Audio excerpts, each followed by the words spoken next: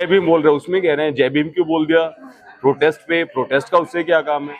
अरे जय भीम का इस देश की हर एक चीज से काम है। जहाँ मतलब आप ये कहो यार हमने कुछ बढ़िया कर दिया, वो तो समझ रहे ओए ओए ओए, जैसे वो लोग नहीं करते तेरे से ज्यादा फॉलोअर हो गए मेरे तो दिन गिन रहे। अच्छा नेहरू ने इतने दिन किया था, अरे नेहरू का रिकॉर्ड तोड़ दिया भाई। तो अच्छा, ये फॉलोअर की बात क्या करें है तो यार। और मजदूर के लिए आवाज उठा रहे तो ये वामपंथी है, और वामपंथी मतलब नक्सली, और ये पता नहीं मतलब क्या बकवासबाजी है। हम देख रहे हैं ना कि हमारे समाज में LGBTQIA कम्युनिटी है, उनको लेके कितनी नफरत है, औरतों को लेके कितनी नफरत है, कितना जातिवाद है। तो अपने उसी दिमाग से उसी हिसाब से वो कमेंट करते हैं। कोई कहेगा नहीं नहीं ये ना असली दहिया नहीं है, ये तो वो है ना। क्यों? क्योंकि उनके दिमाग का जातिवाद है। ठीक है, कोई कहेगा कि ये तो मीठा है, कोई कुछ कहेगा। तो वही है कि मैं उन्हें यही कहता हूँ कि अगर तुम्हें मेरा अपमान करना है तो तुम मुझसे पूछ लो कि मैं किस बात से अपमानित महसूस करूंगा। इन सब से मुझे कोई फर्क नहीं पड़ता। तुम मुझे हिजड़ा कहो, कुछ भी कहो, क्या है जो हिजड़ा है वो भी इंसान है ना। बुरी बात तो है बहुत धूर्त होना, घटिया होना, दूसरों से नफरत करना, ये है प्रॉब्लमेटिक बात। और वो आप हो, मैं नहीं। मतलब आप नहीं मतलब जो लोग वो करते हैं। हाँ अच्छा, किसी देख रहे हैं जय भीम से भी आपत्ति होने लगी है अजय, आजकल, ये मुझे हाल फिलहाल में पता चला। हाँ तो वही है ना, बोलने ही नहीं दे रहे किसी को। जय भीम बोल रहे हैं, उसमें कह रहे हैं जय भीम क्यों बोल दिया प्रोटेस्ट पे, प्रोटेस्ट का उससे क्या काम है। अरे जय भीम का इस देश की हर एक चीज से काम है। जहाँ पे भी सामाजिक न्याय नहीं होगा, जहाँ पे भी आजादी नहीं होगी या बराबरी नहीं होगी या बंधुता नहीं होगी, जो भी हमारे इस संविधान की प्रस्तावना में ही ये वैल्यूज है, तो ऑफ कोर्स ये जय भीम का ही भारत है। तो जय भीम का नारा पूरे देश में गूंजेगा, जो संविधान कागज पे हो पूरे देश में फैलेगा। आप यहाँ शिक्षा मंत्री धर्मेंद्र प्रधान का इस्तीफा मांग रहे हैं, वहाँ शिक्षा मंत्री धर्मेंद्र प्रधान 12 सालों का बखान कर रहे हैं और आरती उतार रहे हैं। क्या कहना चाहेंगे? इस्तीफे से तो उन्हें कोई लेना देना है भी नहीं, मुझे लग रहा है। तो मैं वही कह रहा हूँ ना कि हर कोई अपनी मानसिकता दिखा देता है। अब आप ये देखो ना कितना इमेच्योर है कि अरे भाई हमने तो सबसे ज्यादा राज कर लिया, नेहरू से भी ज्यादा हो गए हमारे तो। मतलब ये क्या है, मतलब कितना इमेच्योर सा नहीं है। मतलब आप ये कहो यार हमने कुछ बढ़िया कर दिया, वो तो समझ रहे ओए ओए ओए, जैसे वो लोग नहीं करते तेरे से ज्यादा फॉलोअर हो गए मेरे तो दिन गिन रहे। अच्छा नेहरू ने इतने दिन किया था, अरे नेहरू का रिकॉर्ड तोड़ दिया भाई।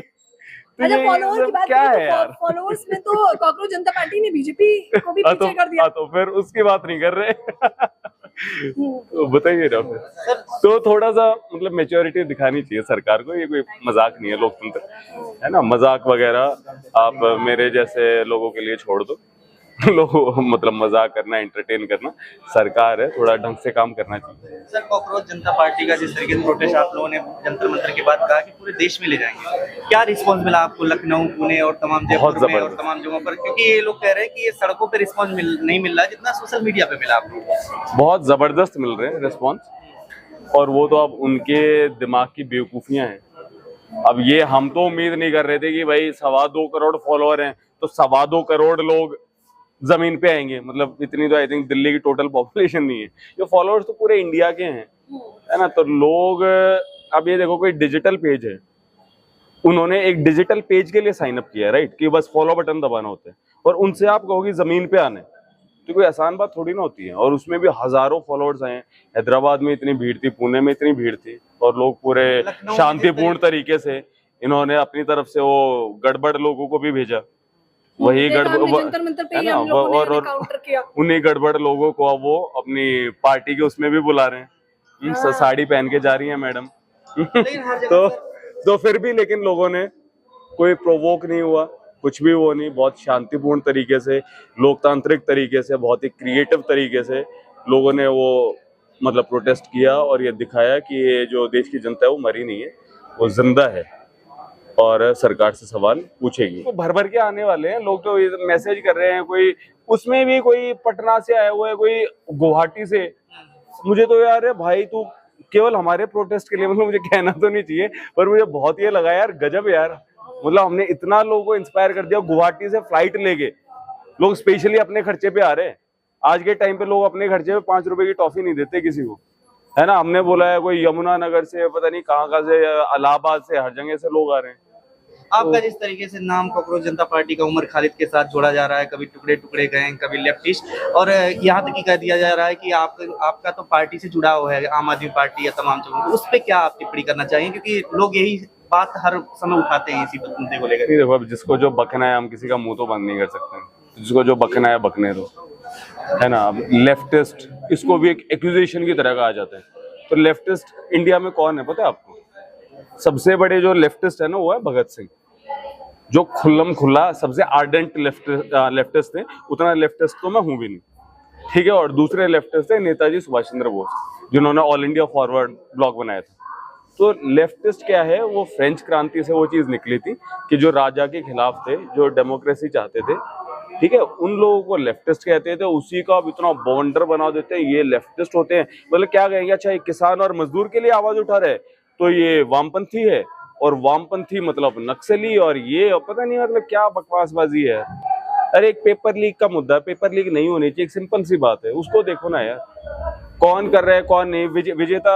विजेता थोड़ा इंपॉर्टेंट है, विजेता की जगह ज्योति खड़ी हो जाएगी, है ना। तो ये तो एड होमिनम फैलेसी हुई ना। अब ये देखो बात क्या कही जा रही है, अब ये मत देखो कि बात कौन कह रहे, तो उसकी बात नहीं कर रही मीडिया, बार बार ये सब पूछा जा रहा है।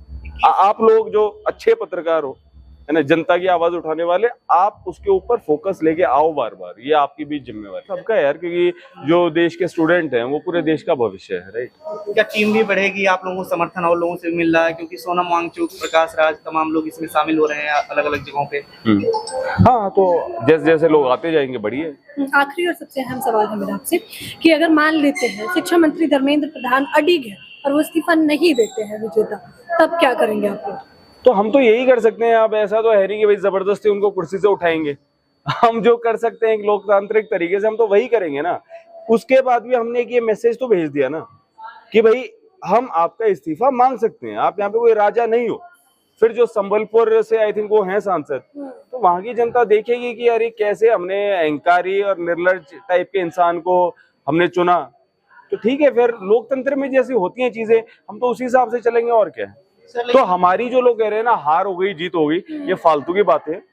लोकतंत्र में आप आवाज उठाओ, कोशिश करो, तो हर एक कोशिश अपने आप में एक जीत है। परमिशन लेकर के ही लेकिन आप लोग प्रोटेस्ट करेंगे उसमें भी, तो कुछ लोग ये कह रहे हैं परमिशन ही क्यों लेना, जो पूरी परमिशन लेके उन्हीं के खिलाफ प्रदर्शन करना, और परमिशन क्यों देगी सरकार अपने खिलाफ इतना लंबा। यार ये ठीक है अब, लेकिन है कानून।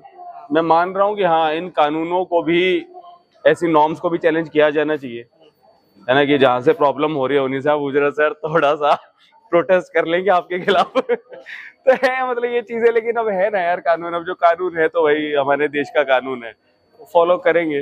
महिला प्रवक्ता के बारे में क्या कहेंगे कि आपकी कोई और यार कई ऑलरेडी है, मुझे लग रहा है कि नहीं ऑलरेडी उसमें हम बात कर चुके हैं। हाँ, तो इंतजार है। देखो, हम टोकनिज्म नहीं करना चाहते। अगर केवल टोकनिज्म की बात होती है ना, तो फटाक से किसी को भी चलो यार एक बिठा दिया, हो गया, ठीक है।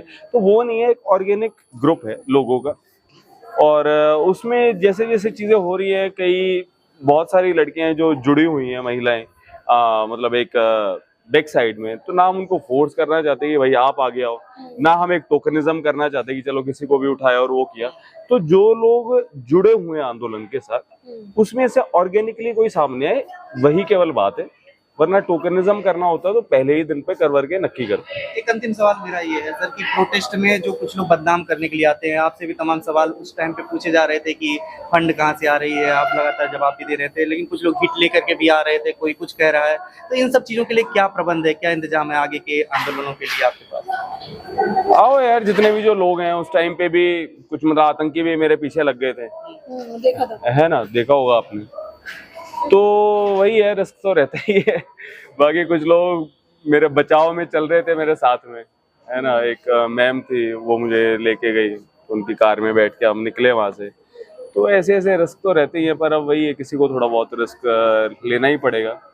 मैं तो उन लोगों के दिल में कितनी कठोरता है कि वो देख ही नहीं पा रहे कि भाई ये तुम्हारा देश है, तुम्हारे देश के लोग हैं, तुम्हारे देश के करोड़ों स्टूडेंट्स हैं, और वो पता नहीं शायद 20-30 रुपए के लिए उनको ब्रेन वॉश हो गए, क्या है। थोड़ा सोचना चाहिए उनको, है ना।